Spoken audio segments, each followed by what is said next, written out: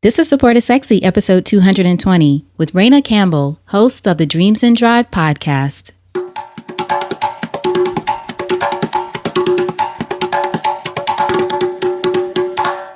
Welcome to Support is Sexy. I'm your host, Elaine Fluker, entrepreneur, author, and founder of Chic Rebellion Media.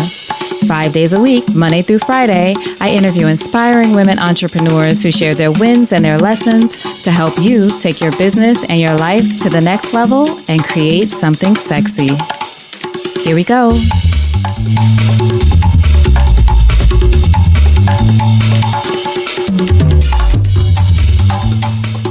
Hi, everyone. Welcome to a new episode of Support is Sexy. I'm excited to have you. You know, it just would not be the same without you.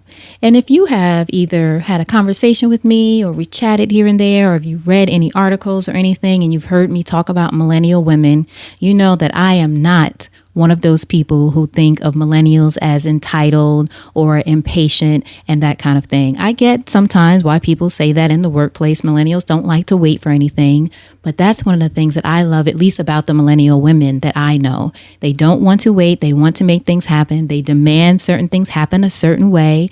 They are passionate. That's what I'll say. The millennial women I know are passionate, and I cannot even imagine. Maybe I was passionate like that when I was that age. I'm 44 now, so I'm not a millennial. I'm Gen X.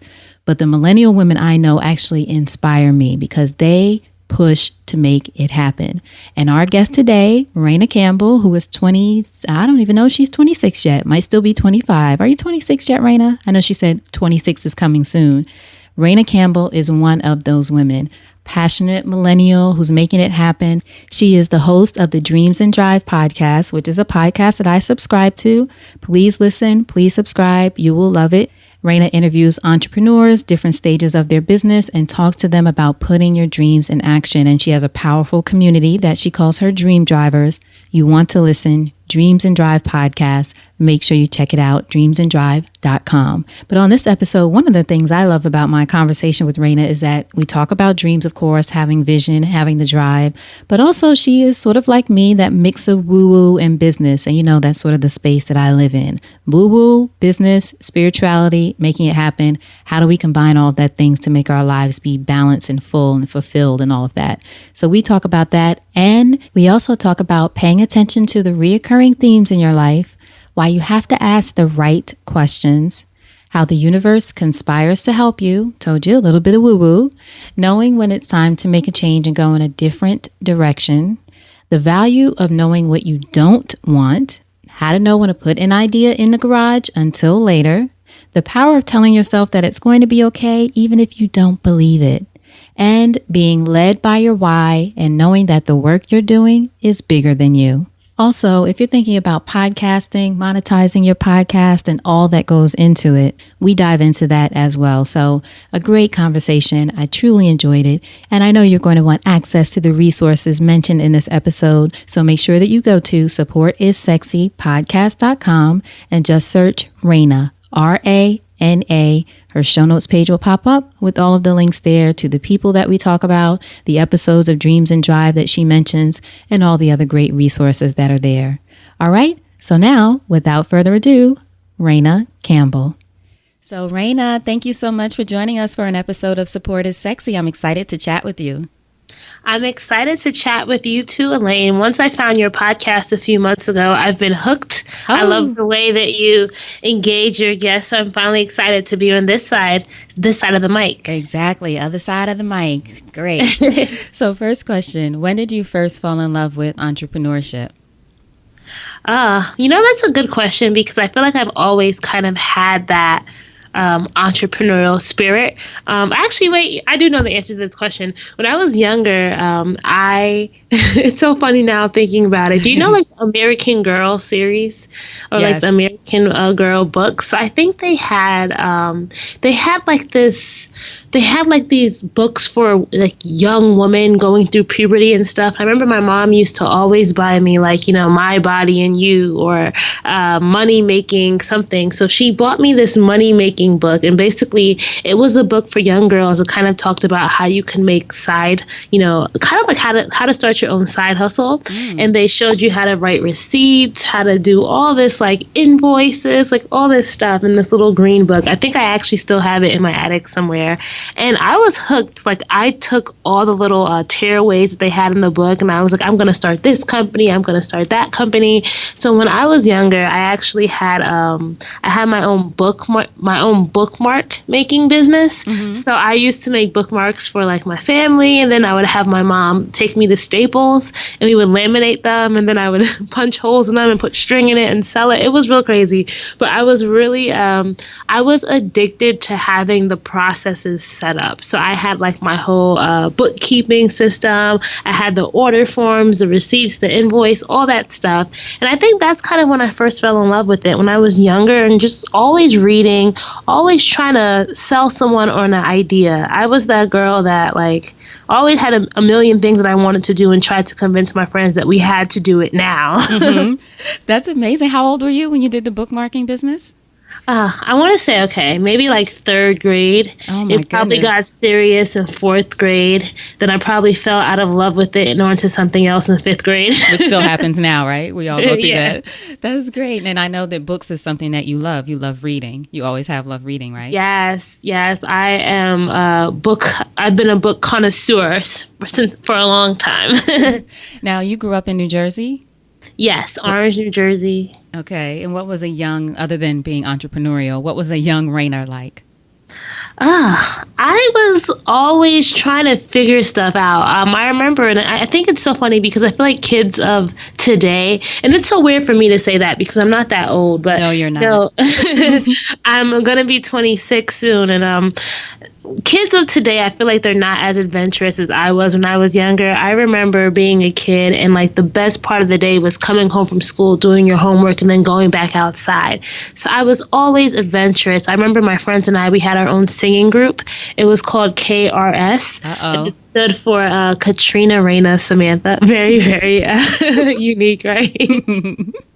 And we used to sing Destiny Child songs. So they weren't even like real original songs. And so it's funny because Orange is like an inner city, right? I call it an urban suburb of like Newark, New Jersey, if you know that area, Newark. We're kind of like a suburb off of Newark, but it's still kind of considered the inner city. And growing up, I never really saw that I lived in a place that didn't have as much access to opportunity than other places might have, if that makes any sense. Like in my head, Orange was the best place to grow up. I didn't really know how to compare it to anything. And it wasn't until I left Orange in seventh grade, my parents put me in private school. So I was part of a program called A Better Chance. And they put me in private school, and I was shipped off to, not really shipped off. My mom drove us to Englewood, New Jersey every morning for the next 6 years, that I realized that not everyone grew up like me, and how I grew up was starkly different to how a lot of other people were growing up. And I kind of felt like within those years, 7th grade to 12th grade, I was kind of living a double life, if that makes any sense. In what ways did it feel like a double life? Was it because school was so different than where you grew up? Yeah, so, I went to I would call it like a very preppy, it was called an independent school, K through 12. And the children that I went to school with, their socioeconomic status was totally different from me. So, these are like the kids of millionaires, right? And here I am coming from a middle class family that lives in Orange, New Jersey. And these were kids that, I don't know, where are you located? Are you located on the East Coast? I'm located in Atlanta, but I used to live I'm from New York, and I used to live in Montclair. So I know New Jersey. Oh, okay. Yeah. So Englewood. So, these were kids who lived in Englewood and Bergen County, which is one of the richest counties in the state, and I think the country too. These kids, like they drove like their parents drove BMWs, Mercedes, like they lived in mansions, and not mansions like where I'm from. A mansion would be somebody who had, like, my house would probably be a mansion, right? Because I had 3 floors, I had an attic. Though these were real mansions. And I remember like bat mitzvahs and bar mitzvahs were probably the best parties I've ever been to in my life. Mm-hmm. And They're like weddings. yeah, it's like it was just a different level. And so when I would go to school, I'd live one life, right? I'd be around a totally different type of person. But then I'd still come home, and I'd still come home to Orange, to my friends from Orange. And what they were doing in school was so different for me. And I just sometimes felt like I couldn't necessarily be 100% me in either place, because I didn't want my friends back home, you know, how they would say, oh my God, Raina, you're talking white, or something like that. Or, you know, if I went to school and I would say things a certain way, they would say, oh my gosh, that's so ghetto. And it's just all these things that you're experiencing as a young child that you don't really know how to kind of, I didn't really know how to cope with them or how to make sense of it all. But I think as I got older, and probably maybe around 11th grade is probably when it all started making sense and I was able to put everything together. Thank you for sharing that. It's funny. While you were speaking, I thought about my own childhood, because I grew up in Long Island in a town called Lakeview. It's predominantly black neighborhood, a mix of, I would say, working class and middle class, like teachers and some doctors and that kind of thing. But then I went to school from 1st through 8th grade in Malvern, a town nearby, which was a mostly white school. And I was one of only 2 black children in a class from 1st through 8th grade. So straddling those two worlds, I totally understand. At school, it's not like you're one person one place and one person another. It's just things were so separate at that. Well, for me, it's many more years than you even, but things were so separate. It was like quote unquote white music and quote unquote hip hop or black music, and then, you know, but now everything is so much more integrated. But there is this thing of, it's not even code switching. It's more, you almost felt like you were in 2 different worlds and trying to figure out how to be yourself in both. Definitely. But looking back at it, I'm kind of happy that I got out of Orange, because I really think my life would have been so different. I just think the opportunities that I was granted by going to a different school changed my life. And I don't think I would probably, I think I'd probably still be the same person, but I don't think my journey would have been different. And I'm really happy for the way that my journey ended up, you know, by me going to that school. And it's about exposure too, right? Like we think about kids who are in certain, because Orange is a fantastic neighborhood. It's not like you were in a, you know, destitute place. But still, like you said, going to another environment and just seeing people who have, as far as material things, so much more, it just exposes you to what else is possible.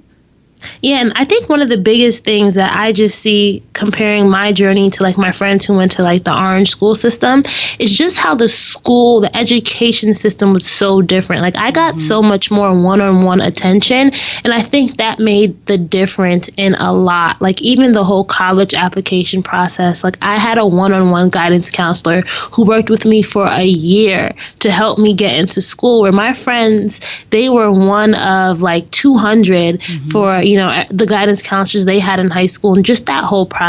And it's kind of sad thinking about it now, because I could see just how small changes could have been made for a lot of my friends from Orange if they had access to that opportunity, if they had access to the resources, and if they even knew about certain things that I probably wouldn't have known about if I hadn't been in the environment that I was in. Access and support. Yep. What would you say were some of your greatest influences during that time? During like growing up? Growing up.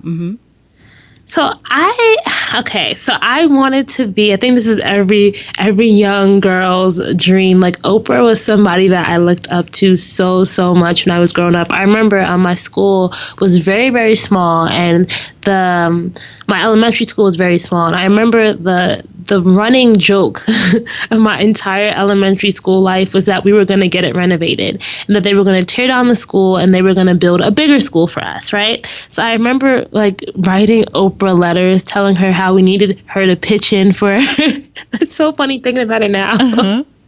Like we wanted her to pitch in for donating money so that we can renovate the school because it was too small. And I would do all my book reports in Oprah. So she was kind of like that celebrity figure that I think really motivated me back then. But I think one of the biggest motivations, and I think this is going to sound cliche because a lot of people probably say this, but my parents, just because of their story. And I talk about this on my podcast in one of the episodes. I forgot, but like my mom was when I was about 10 months old, we were in a very bad car accident, and she was probably around like 33, 32 at the time. She was about to finish nursing school at Seton Hall, and the car accident left her permanently disabled. So here she was, a young mother with 2 kids, and she thought she was going to have this entire life planned out, and it kind of just halted then. So she never went back to work. She never finished nursing school. She kind of just became a stay-at-home mom. And my dad went to work. He works as an engineer in New York City. And I think watching my mom, like hearing the stories of the accident, as it was called, and I was in the accident too. I had a fractured skull, so I had to go to like a neurologist like every month until I was about like 7, just to make sure that my skull was healing correctly. I think watching how like my mom's dreams kind of halted was something that severely impacted my life, because I never wanted to be like that. It's like, even like, her disability caused, she had her right side was like slower than her left side, so she had to learn how to do everything over on her left side. So she had to learn how to write using her left hand, all this stuff. Wow. So she just kind of, her life slowed down dramatically. And I remember like always saying, come on, mommy, let's run. And she couldn't run. And I just didn't understand it, because everybody else's parents ran, everyone else had a mom who could do other things. When we went to like Dorney Park or the Six Flags, we had to use a wheelchair because my mom couldn't walk around the park for long periods of time without it hurting. So I just always was aware of this difference, and the stories I heard about, who she was before the accident were so different to who I experienced her as growing up. And I think that, like, I'm not saying it negatively affected me, but I think it showed me that like things can happen to you in your life that you could either choose to let it overcome you, or you could try to work through it. And I think when I was younger, I just wanted so bad to like just keep going and figure out how to do it, because in my head at that point, I saw my mom as someone who had just like, given up. But then as I grew older, I started to realize, wow, she actually did so much given her disability. And looking back at it now, I sometimes feel bad that I thought about it like that, but I was younger, and no one, like, I come from a Caribbean background, and sometimes they just think that you understand everything when you're younger, right? Like, nobody actually sat us down and talked about what happened. So I was here making all these stories about, like, why she just gave up and all this stuff. And I think I kind of held resentment towards her for a long time growing up. I think I kind of went on a ramble there, but I think at the same time, my dad was also somebody who inspired me.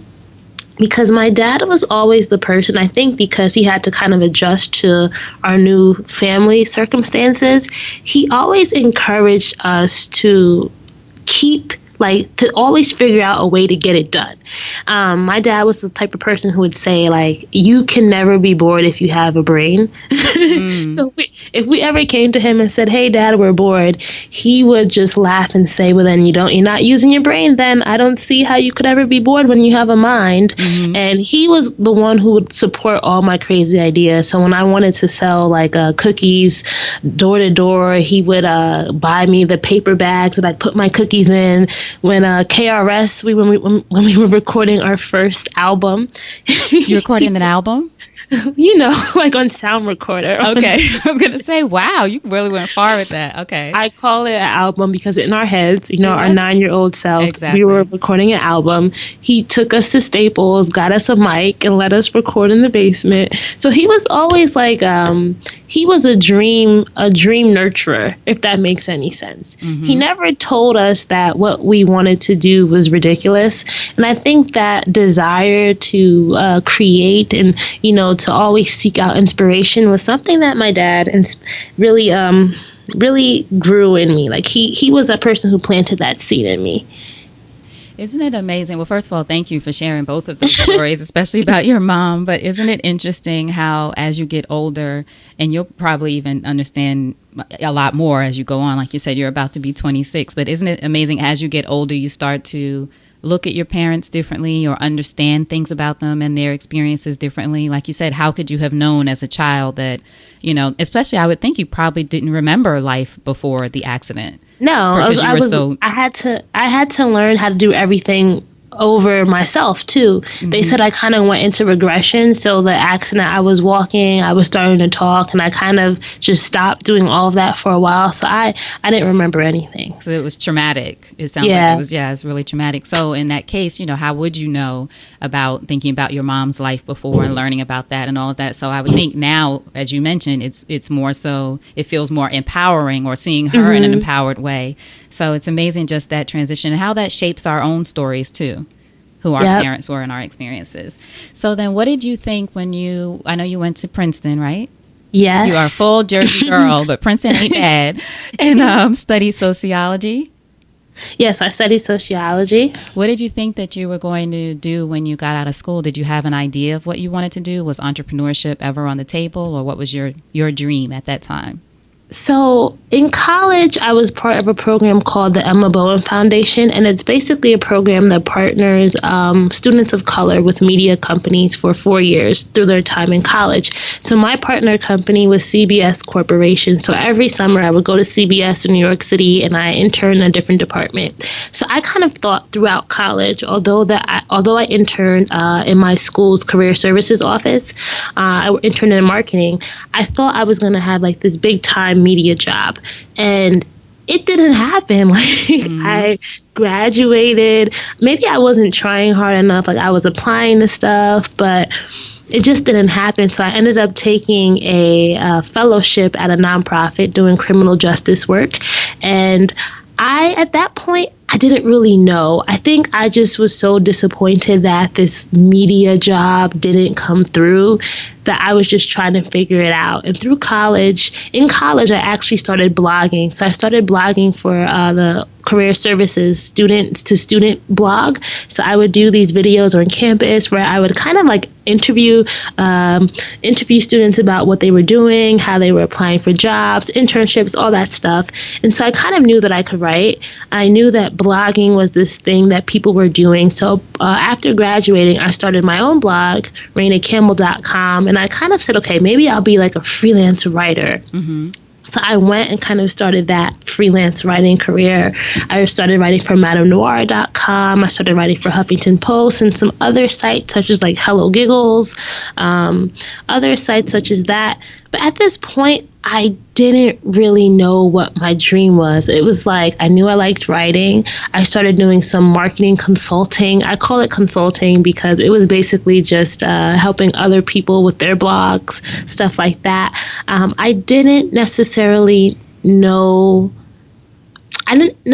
take entrepreneurship seriously, but I knew in the back of my head that I still wanted to be like Oprah one day, right? Mm-hmm. That was always in the back of my head, but I hadn't necessarily reached that eureka moment of how I could make it happen.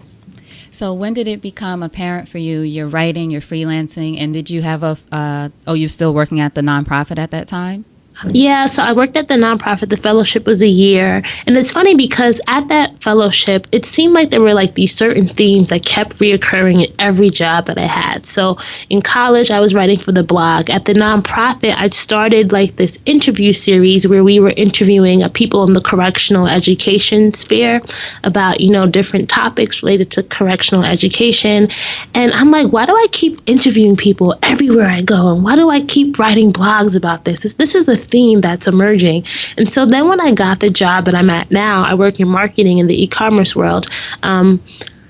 I started another series where our CEO was interviewing our clients on how they built their, multi-million-dollar e-commerce companies. So I realized, okay, this is a theme. It keeps happening. Mm-hmm. I need to take it seriously. I need to actually do something around this theme in my life. Do you think that's something that you would advise for people listening, to be self-aware is really what it is, but especially when you're trying to figure out what's next or that thing that you want to do, to be aware of the themes that keep showing up in your life?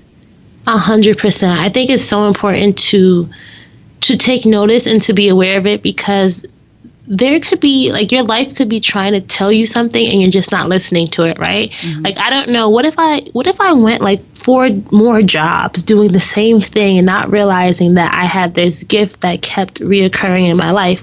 I think sometimes when we feel stuck, we need to just kind of take a step back and look at our lives as an outsider and kind of, say to ourselves, what keeps happening here? What's the story that keeps on playing? And how can I, take that story and make something of it? It's funny, an interview that I did that I listened to over and over again. I don't know if you like me. I like to listen to the podcast when it goes live as if I'm a listener. And one of the interviews I did with Patricia Moreno, who invented the workout Intensati, and it's a very early episode. But one of the things she mentioned was the importance of when you're in that space of trying to decide what to do, that you have to live the question. And I just think of that all the time, sort of what you said, taking a step back, looking at the themes and that kind of thing. But I think for me, a lot of times I had never thought, I'll just live the question instead of trying to search so hard for the answer. So that is something that I thought about when you were talking about taking that step back. I never thought about it in that way. That is so true. Live the question. Live the question. What's next? What am I supposed to do? What are the themes and that kind of thing? And then it starts to come to you. You know how things just show up and you don't realize, like you said, I've been interviewing in every position. It wasn't like you went into it for that. But then being self-aware to know, this is what I should be doing. Definitely. So when did it become apparent to you that this is what I should be doing beyond my 9-to-5 job? So as I said, I was doing, I had my blog, ranacampbell.com, and I actually had started this series called Brand Makers. And I remember interviewing this one guy, Nate Hopesapfel, and he was basically said to me, what's stopping you? What's your dream? I was like, a lot of people are starting this thing called podcast. And so he just said to me, so what's stopping you from starting one? You were interviewing him at your job? No, sorry. I was interviewing him for your blog. My blog, okay. RanaCampbell.com, okay. my Brand Maker series. Okay. And he said, what's stopping you? And I was kind of taken aback. I was like, what? What do you mean? And he said, there's people out there who are a lot, and this might sound mean, but he said, people out there you're a lot smarter than, people out there who aren't as smart as you, who are making a lot more money than you are. What's stopping you? And I didn't know how to answer it. And he was like, figure out how to get it done and get it done. And from that moment, that was August 2015, I told myself, I said, I'm going to put a date on it. I'm going to launch Dreams and Drive. Well, I didn't know it was going to be Dreams and Drive then. I said, I'm going to launch my own podcast January 1st, 2016. And I think me putting a date on it, Elaine, was something that was so crucial to it even happening, because I'm someone who I'll think of all these ideas and I'm very creative and things just don't seem to happen according to a plan for me sometimes. So I had to put a date on it, and I had to tell myself, like, if you really want to see something happen, you have to make it happen, and you have to be serious about making it happen. And from that point, I just got serious about, I got tired of seeing other people doing things that I always wanted to do. And I said to myself, what's separating me from them? And I knew that I could do it, if not better than what they were doing it as, right? So that was something that motivated me and got me started. And that was the eureka moment. And that's kind of how everything unfolded from there. I love that story, especially because the fact that sometimes just being asked the right question, and going back to questions as you were by Nate, and the question that was sort of piercing, right? Because like you said, like, oh, damn, I never thought of it that way, but really pushes us. And then I think for you, the fact that you started working on this, gave yourself a date. I'm all about that. I'm all about how many by when. Give yourself an ideal goal. But also the fact that you jumped into it before you felt like you were quote unquote ready. Because like you said, you didn't know what the name of it was going to be, or you may have had another name and you weren't sure, how other people were doing it. But I think some of us just sit and wait until we think we're going to be whatever ready looks like one day. Yeah, I didn't even know how to podcast. All I knew, Right. I Who knew how to does at first? I knew how to edit because in college I was part of a dance company and I always had to do the mixes for the songs that I choreographed. So I knew how to edit. That's all I really knew how to do. I knew how to build a website because I'd done it before for my blog. But everything else related to podcasting, I had to learn from scratch, and that was a process. And I think I'm all for like getting your hands dirty, and it was like those 4 months leading up to the launch, I got my hands dirty. But it's also funny, sometimes when you put things out there, the universe conspires to help you, because a lot of things just kept happening, and it just started making sense. Like I'm like, wow, like this is just so ironic that this is happening right now. What's one example of something? Can you remember? Because I know you launched in what was it, December 2015 or No, January 1st? January 1st, 2016. So, 16. well, two things pop out to me was the naming of the podcast. So, I was with my boyfriend at the time, and we were in a not Popeyes, we were in a Checkers line, and outside there's this Checkers in Newark that there's like this little, not industrial area, but there's like a big parking lot, and we saw this sign by a garage that said no parking, and I said, oh, take a picture of me, because I'm obsessed with my Instagram photos. Mm-hmm. So I said, take a picture of me, and I took a picture next to this no parking sign, and I remember like not even putting the two together, and I posted the picture on my Facebook, and I remember just saying, hey guys, I want to start a podcast. I was trying to think of something to name the photo, and I said, I want to start a podcast. What do you think I should name it? I wasn't even thinking there's a no parking sign in the garage that I was standing next to, and so my cousin was like, no parking, and I'm like, oh, that's so dope. Uh-huh. So that was like the first moment of the first iteration of the name was no parking. And then the second story that stands out to me is meeting people who helped me with the podcast. So I said I was going to start the podcast, and I remember my friend, maybe in October, she wanted to introduce me to this guy that lived on my block, and he was a musician or a producer or whatever, and he had lived on my block his entire life. And I had lived on my block my entire life. Mm-hmm. And I've never met him before. And we're around the same age. And so I go down the street and I meet him, and he tells me about how he's doing all this stuff with photography and music. And I was telling him about my podcast and how I was trying to launch it. And he was like, I'll help you. And he ended up being the first guest on the show, Dave and Michael Jones. And he helped do my podcast drop. He produced it. He did everything. He helped me with the first episode and the third episode. And it's just so funny because it just seemed like he was the perfect person for me to have met at that moment, mm-hmm. because I don't know how I was going to get my first guest. I didn't know how I was going to create a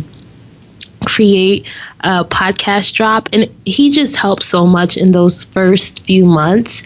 And I just wondered, if I had never put it out there, would my friend have even thought to introduce us? Right. And that's the thing, you put it out there and was doing everything and being in action, so this way the mm-hmm. universe could partner with you in making that happen. I'm so glad you're woo-woo like me. All about that with the universe. So yeah. When did the name go from no parking to Dreams and Drive? Okay, so officially it took about 30 episodes. Uh-huh. But I first got the idea from my episode 6 guest, Sakita Holly. Mm-hmm. And she thought it was too long. She said, Raina, what's the name of your podcast? I said, oh, it's the No Parking Podcast, and the community is called Dreams and Drive. So when you mention it, say No Parking Podcast, Dreams and Drive. And she said, oh my God, that is too long, too long. And so at that time, I kept calling it the No Parking Podcast, and I kept calling the community Dreams and Drive.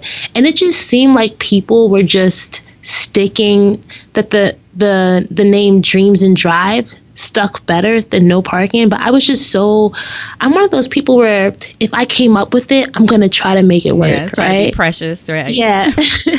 So I was just stuck. I was being really stubborn. I wasn't moving when it came to No Parking. I kept trying to add that Dreams and Drive and everything. And then finally, I got my first iTunes feature back in, I want to say, was it August at this time?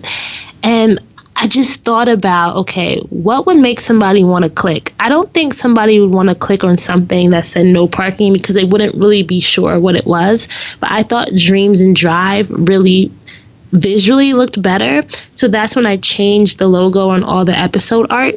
And episode 32 was the podcast that got featured on iTunes. And that was when I started officially calling it Dreams and Drive. But it's funny because on social media and everywhere, the handle was Dreams and Drive. I just kept calling the podcast No Parking. It was really weird. You were the one who was stuck with no parking. Yeah.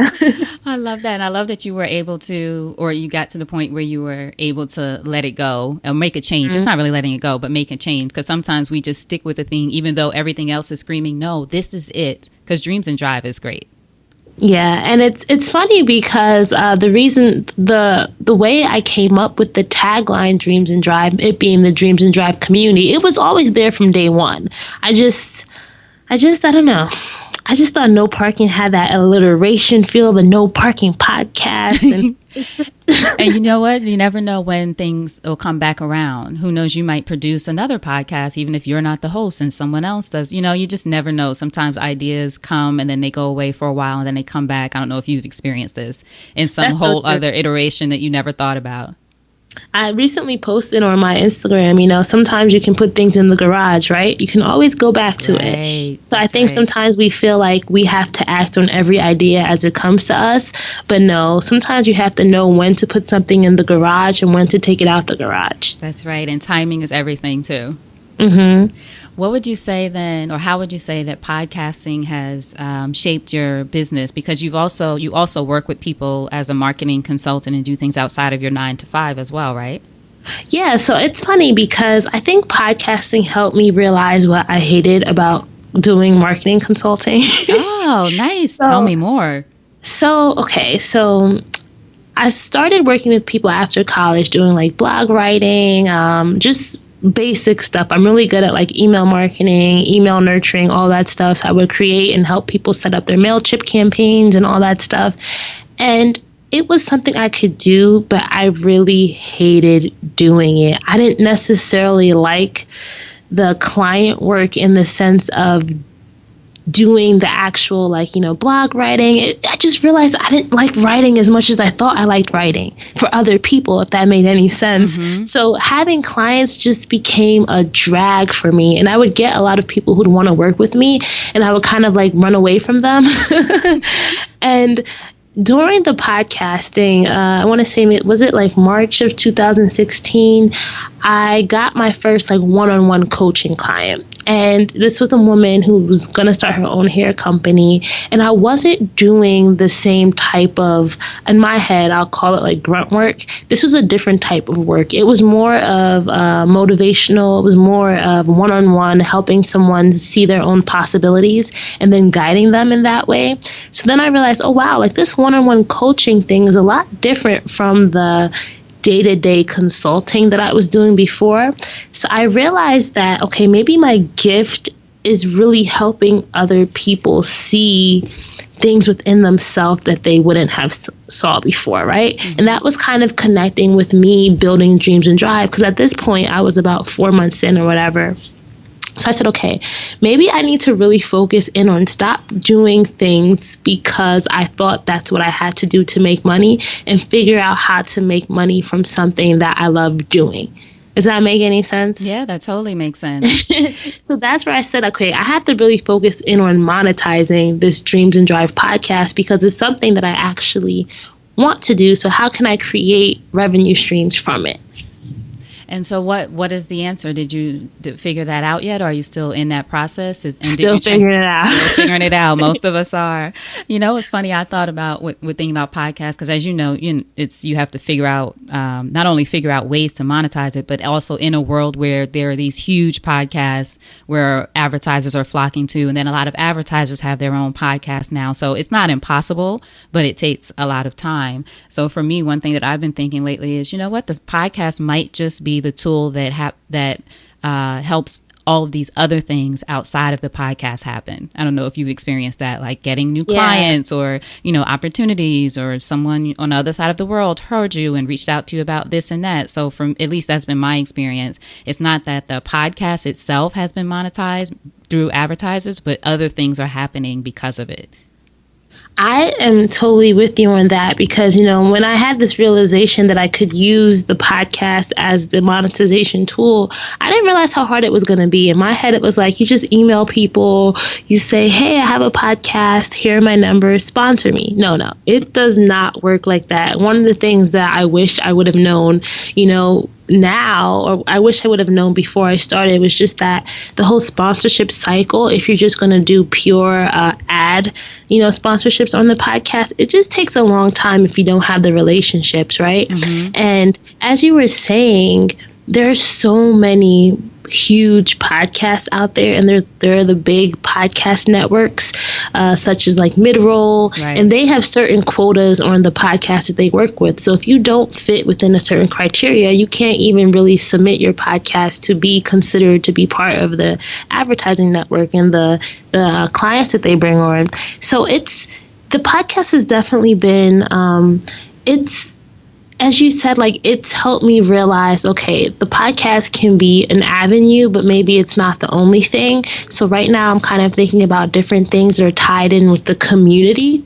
So that's where I'm kind of thinking, how can I monetize from the community? So one of the things that I want to start doing is more events. I want to do some type of, I haven't really thought it through 100% yet, but some kind of virtual mastermind group, because that's something that I realized I really benefited from. And knowing, as I said, my one-on-one work with the client that I had, I like being a facilitator, a moderator of conversations and helping people come to an answer without telling them what the answer is. And I think we all can benefit from doing some type of mastermind. Yes. I've really been brainstorming the different ways, because just the pure getting ad reads and, all that stuff, it's a lot longer cycle than I thought it was going to be. I'm not taking it out of the equation, but I'm now realizing that I have to be a bit more creative with it, because my goal is to eventually be able to leave my full-time job at some point and actually create my own, have Dreams and Drive be its own standalone entity. Right. And I can totally see that. And I think to your point about the advertising, it takes time. And then also, in a way, it's not waiting for permission, but it's one of those cases where you sort of waiting for someone to support you, or waiting for permission for them, or waiting for them to, because I've spoken to Midroll early on when I first even started the podcast, and they were interested because it was about women entrepreneurs, et cetera. But I think the minimum they were looking for was 50,000 downloads per episode. So when you're, as you know, yes, I got like 900, so I'm going to get back to you. You know what I mean? It's just sort of like, okay, so that's going to take like, who some gets time. That? Who, like Tim Ferriss or something? You know what I mean? Like, and it's hard. I'm sorry to cut you off. It's just like, no. I feel like the thresholds are so different, especially depending upon the genre. So one of the things I think is so unfair is, like, let's say Beyonce launched a podcast, right?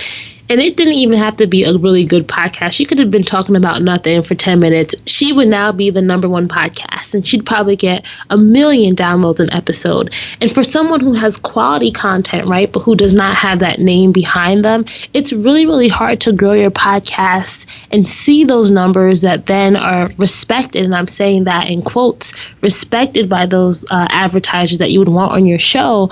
And I think that's just one of the things, and I was talking about this with Barry of Podcasts and Color, is how do smaller podcasters, smaller content creators really get their name out there? And in some ways, I feel like if you're not a podcast that's entertainment driven, sometimes it's a little bit harder. Right. If you're very niche, it's a little bit harder. But those are the ones that I really feel like are doing important work. Not saying that entertainment ones aren't, but it's just a different conversation. The conversations that we have, such as the ones that are on your podcast or my podcast, other, women in business podcasts, I wish that there was a more, mainstream way for us to get our name out there. And when you look at the top podcasts on iTunes in business, you don't see a lot of people who look like us, right? Exactly. That was one of the reasons that I wanted to start a podcast, because I had gotten addicted to them. I think it was, late 2015. And I was like, wow, most of the podcasts I listened to, because I was very focused on business and productivity and some, spirituality, but mostly business, it was all white men. The podcasts are great, but it was just like Pat Flynn and John Lee Dumas and Tim Ferriss. I was sort of like, there's a little bit of a pattern here. Where are all the women, doing business podcasts and things like that, women of color, that I wanted to listen to? So that was the thing that sort of pushed me to get started. But to your point, then how do we get our names out there and that kind of thing? But I think one of the ways, and I love podcasts in color. I need to talk to her too. But one of the things too is finding ways for us all to sort of support each other as a community, or whether that's, developing later. I'm not going to do this, but someone else developing an ad. Too much. I'm always trying to do something, but developing, maybe there's an ad network where it features women of color podcasts or something. I think it's going to have to be something where we all come together and help each other, and present ourselves to advertisers and that kind of thing, as opposed to everyone trying to do it independently. That's my theory. You know what? And I forgot who I was talking to. I think I was on episode 80 of my podcast with Wise, who has his own creative network called Indie Creative Network. I was telling him how when I first talked to the people at iTunes, because I had sent a pitch to the head of Apple Podcast, which is now called, sent a pitch to him, and I talked to him on the phone, and I asked him a question of like, what recommendations or what tips would you have for people like me who are trying to build their podcast audience? And he said he really thinks a successful podcast that are niche are part of a larger network. And he was like, I think what has to happen is, he wasn't saying you guys as in like Black women podcasters of business, but he was just saying you probably have to start some kind of network or try to combine the resources, because it's hard. It's really, really hard when you have those big names out there who are doing like 100,000 downloads an episode easy. So it's like, how do you get people to really care about you? You kind of have to make it a group effort. But at the same time, it's like, all right, even if we did start a podcast network, right, we would then have to have someone with relationships, or there's just so much work then to get the advertisers then interested too. Like, it just seems so daunting. But then you'll have the numbers, right? The combination of the numbers, and then what you talked about earlier, this idea of being in action, and then it sort of starts to happen, right? People start to come along and that kind of thing. But being able to present, hey, we have, 2 million downloads a month, all content for women. It's all about women right now. We might have to talk about this online if offline to figure it out.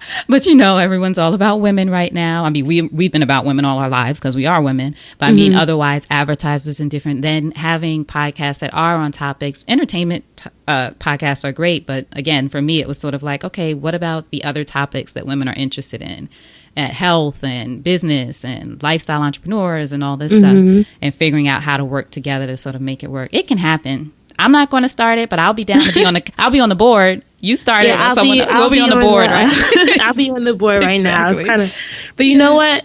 I wonder if we're all thinking the same thing. Probably. Is someone else going to start it? Because it just does seem daunting. It does. We need a meeting. We're going to have a meeting. So what would you say, Rana, podcasting has taught you about yourself?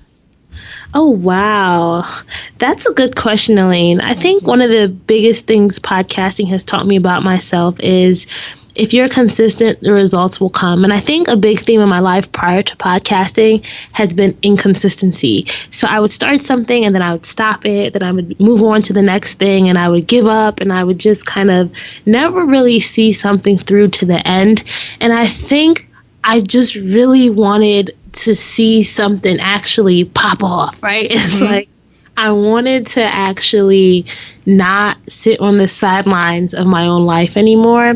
And I said, all right, every week, all you have to do is put out one episode. And I'd done a lot of reading, and everyone always says consistency is the key when you're creating anything, right? And I just never consistent. So I said, if you're consistent, Rana, you will see results. And I definitely think, over the past 16 months, I've seen great results from just being consistent. And it's something that I wish I was consistent in other things before then. I wish I had put in the work in practicing. And it's something I even think about, like, even when I was a dancer in college, we were supposed to practice outside of our normal practice hours. And I always told myself, oh, I don't have time. I don't have time. But then come, that we call it Hell Week, the week before the show, I would always be struggling because I never practice outside of the normal practice times. So I think this podcast has just really showed me the importance of discipline and consistency in my life. And I think something else that it showed me is that my biggest enemy is going to be myself. And the reason why I say that is because, as you may know, like, sometimes it can seem like you're talking to no one, even though people are listening and you see the download numbers. You're not necessarily getting that daily feedback from people. You're not necessarily really sure of what the impact is of what it is that you're creating. And during those moments of doubt, lots of things can cross your mind. Like, I told myself so many times I was done with podcasting. Like, even today, even this morning, I'm like, oh my gosh, I'm not doing any more episodes. Right. We all have that moment. I'm glad I'm not the only one. Yeah, and then you just kind of get yourself out of it. Like, right now, I feel so much more refreshed just by talking to you. So I was kind of having like a hard morning, and I was just thinking about all the episodes that I have to do and all this other stuff. And the biggest enemy that we'll ever face sometimes is ourselves. And I think at the same time, and I think this is where the whole no parking theme comes back into play, is you can't give up on yourself, right? You may pause, you may have to take a short break, you may have to, do a jog around the corner and go right back to where you started, but don't ever park yourself, because I feel like you don't ever want to give up on yourself. Other people may give up on you, but don't ever give up on yourself. And that's something that I've really learned over this past year, is the power of self-motivation and the power of believing in yourself and telling yourself something even if you don't believe it yet. And that's something that I had to learn, is like telling myself it's going to be okay, even at those points where I'm like, oh my gosh, this is not going to be okay. But it definitely was, and I'm still here, and we're having this conversation, and who knows what other types of conversations we'll have in a few months from now. So that's just something that I think this podcast has really been a testament to me putting my own dreams in drive and me giving my dreams a chance. If that shows me anything, it's the idea that you not only have to commit to wanting to do it, but you have to commit to giving yourself the chance to start. That's brilliant, Rana. And I think another thing that you've mentioned on a recent episode of your podcast, I think it's episode 81, when you were answering questions from listeners, you talked about, too, the importance of during those times when, like we said, you feel like you're talking to no one in whatever you're doing, or you've hit a plateau, remembering your why. Yes. So what would you say is your why? Ooh, let me see if I can remember what I said on that episode. No, give me something different. No, your why is your why. It's funny, I was listening to an episode, I actually like this podcast, Lewis Howes, School of Greatness. I love it, yeah. And he was interviewing Eric Thomas. Oh, that was one of my favorite episodes. Oh, the most recent one or the first? Okay. Most recent one. Yeah, so I was listening to that episode, and he was talking about his why, and I think he mentioned like his wife, and he was just mentioning, her beating MS, multiple sclerosis, and he was also talking about him knowing that other people saw him as like a dad in their heads, as a father figure, as somebody who was helping them with their own dreams. And I think throughout building Dreams and Drive, I've realized that it's not about me, and I realized that I found a lot of joy in helping other people see things within themselves that they hadn't saw before. And that really keeps me going, is knowing that I'm helping other people. And I've always kind of been a big helper. Have you ever taken like a personality test, Elaine? Okay, so I've taken them. Back in the day, I used to be an ENFJ, but now I took it and they say I'm an ENFP. So I'm like a campaigner. Okay. That's kind of my personality. And I really like to help people, and I really like to see change. And that's just something that has always motivated me, is knowing that there are people out there who need that motivation. There's people out there who need to know that their dreams matter, that they can do it. That's really my why. It's just wanting to help people and wanting to inspire somebody, because that's what inspires me. That's what keeps me going. And on episode 81, you also mentioned that you wanted to be, quote, the Nike of motivation for entrepreneurs. I love that. That's such a dope vision statement. I was like, oh my God, I hope she has that on her vision board or on her wall somewhere. That is No, fantastic. I have babies on my wall in front of me only because I have a nephew and a niece and godsons, and they're all my work bulletin board has a whole bunch of babies in front of me. But no, it's funny because and this also just shows the evolution of your dream. So I hope I'm not. I hope that your listeners aren't thinking I'm like this spitball of ideas. But before Dreams and Drive, so I had a fitness company Oh. that didn't go anywhere. And it was called Edibel Fitness, and it was a combination of my friend's name Coretta and my last name Campbell, Edibel. And we had this vision to inspire women in urban communities to be more active, and we had like these summer workouts in the park, and it's just like we both liked it, but we both weren't really committed to it. But I wanted to be like the Nike of urban fitness, if that made any sense, with Edibel Fitness. So that was kind of dream one. Like I've always had this desire to kind of inspire people on a large scale. So when Dreams and Drive came around, I still always had that vision of like Nike. The Nike Just Do It. I think that's one of the best taglines ever when it comes to brand marketing. And that kind of inspired Dreams and Drive, no parking, just do it. And I wanted to kind of be known, like when you think of Nike, you think of those three words, just do it. And I wanted people to think of Dreams and Drive as that source of inspiration, especially when it came to their dreams.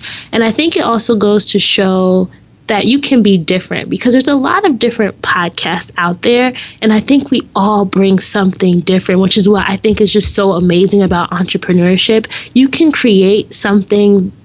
We both have business podcasts, and we both have a different approach to it, right? We both have different messages, and I can listen to yours and mine and still feel fulfilled and still feel like I'm learning something. Right. And I think what it's just so amazing about being able to create something from scratch and inspire people is that you can always find different ways to connect with them.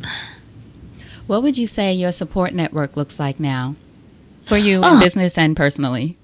Okay, so business-wise, I'm a part of an accountability group. It's a group mastermind, and it's hosted by Sophia Satterwhite, and she's a business coach. So I meet bi-weekly with my group, and we kind of just talk about our goals, our wins, our challenges. So that has been a great business support for me over the past few months.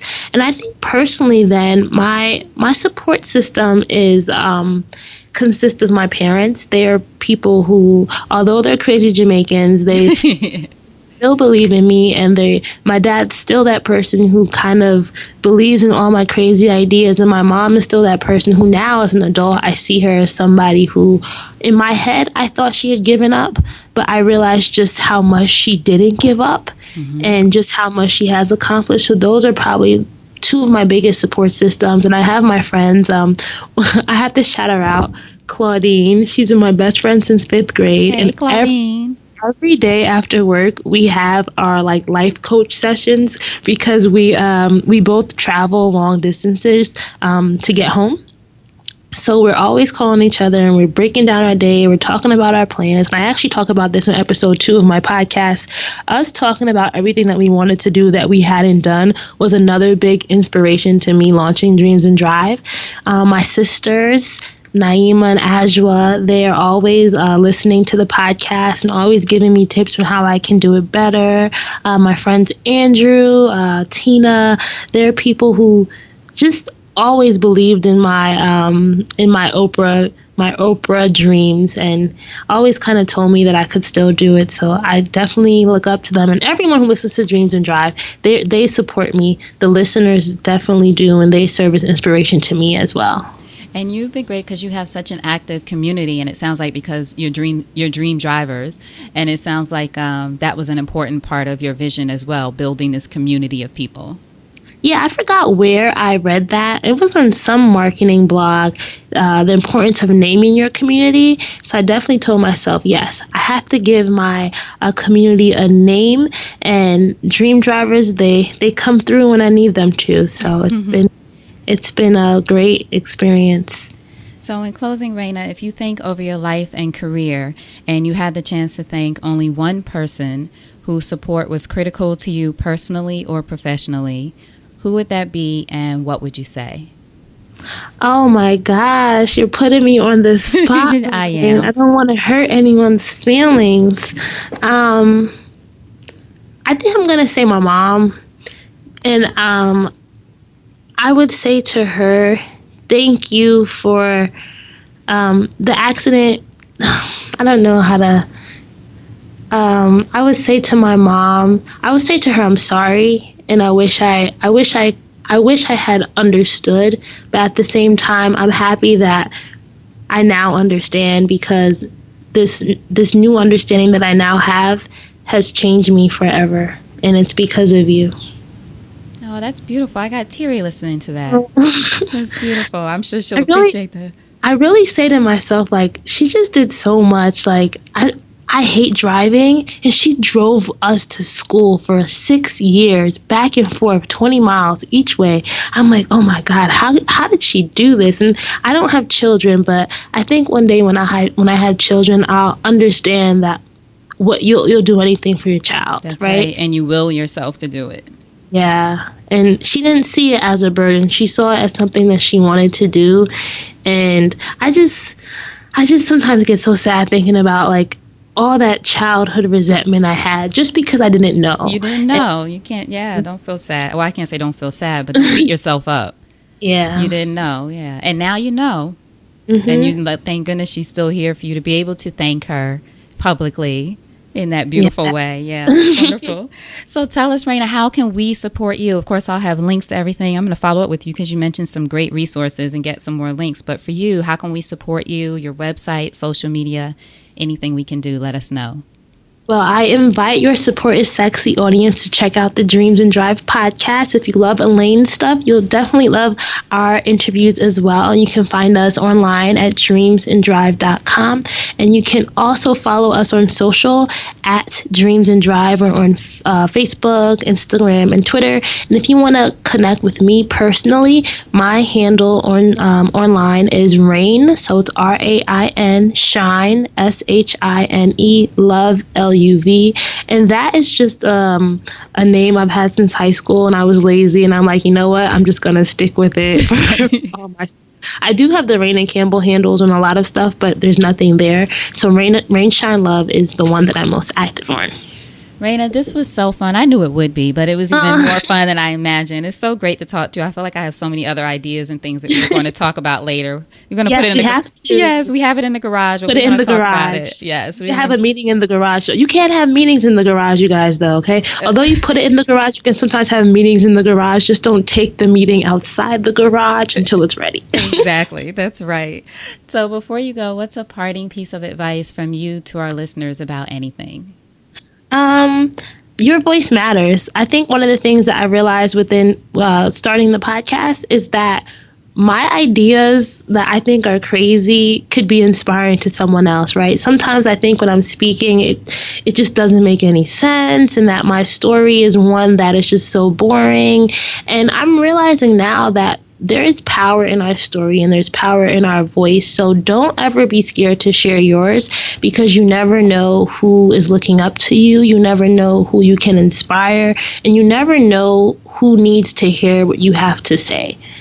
And that's something that I am 100% learning is so true in all that we do each day. Excellent. Rana Campbell of Dreams and Drive. Hold on just a second. All right. Thank you so much for listening to that interview with Rana. That was a good one. Make sure you go to supportissexypodcast.com, go to the search box and just search Rana, Rana, or you could search Dreams and Drive, and her episode will come up with her show notes page and all the links to the resources that she mentioned in this episode, as well as how to get in touch with her. As always, thank you so much for listening. You know I appreciate you. Please do me a favor and do yourself a favor. Make sure you subscribe to the Support is Sexy podcast wherever you're listening so that you don't miss an episode. Want to be there for you whenever you turn on your phone, your iPad, your device, you're in your car, wherever it is. Make sure you subscribe so that you don't miss a thing. We actually have some fun giveaways and things coming up. Little promo there, a little preview, but some great things coming up. You don't want to miss it. So make sure you're subscribed. And hey, if you love the podcast, please leave a review. I would so appreciate it. Okay, so thank you so much again for listening. And until next time, you know what to do. Go out there and create something sexy. And I'll talk to you soon. Take care.